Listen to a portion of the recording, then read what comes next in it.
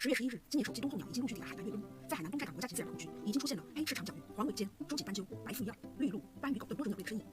这条新闻中提到了一个概念：冬候鸟。那么什么是冬候鸟呢？候鸟顾名思义是随季节不同而在不同的生境之间进行周期性迁徙的鸟类。有些鸟类是按海拔梯度进行垂直迁徙，比如在我之前的鸟类系列视频中出现的白腰雪雀等高海拔山地的鸟。有些鸟类则是沿纬度进行南北迁徙，比如我们前几天介绍的少嘴鱼，它的迁徙路线从西伯利亚到东南亚国家长达8000公里。候鸟分为夏候鸟和冬候鸟两种。其实夏候鸟和冬候鸟这一概念是相对于某一地区的。依然用前几天刚登上热搜的极危物种少嘴鱼举例，少嘴鱼春夏季在西伯利亚如楚科西半岛筑巢安家，生育雏鸟。雏鸟长大时正值深秋，此时它们从西伯利亚迁飞至泰国、印度等地区越冬。时至次年春季，那么对于总是在春夏季出现并在此筑巢育雏的西伯利亚来说，少嘴鱼就是夏候鸟；而对于少嘴鱼总是在冬季出现并在此越冬的泰国、印度等国家来说，少嘴鱼就是冬候鸟。在少嘴鱼迁飞的途中，它会在朝鲜、日本、我国江苏盐城、上海、福州、海南、香港和台湾等地做停留。那么对于这些候鸟不会在此繁殖或越冬，而只将其作为食物补给、中途休息的中转站的地区来说，少嘴鱼就是轮鸟，或者更形象更直接的称谓过路鸟。在长途迁徙的过程中，偶尔会遇到极端天气或者其他自然因素，此时某些鸟类会偏离固定迁徙路线，出现在了本不应该出现的地区。对于该地区而言，这样的鸟类被称作迷鸟，也就是迷路的鸟。与候鸟相对的是留鸟，也就是不随季节迁徙，一年四季都栖息于一个地区的鸟类。比如在重庆，一年四季最常见的鸟类有白牙藏羚、白头龟，这些鸟类都是重庆的留鸟。在了解过冬候鸟和夏候鸟的定义后，看似复杂的候鸟迁飞就简单多了。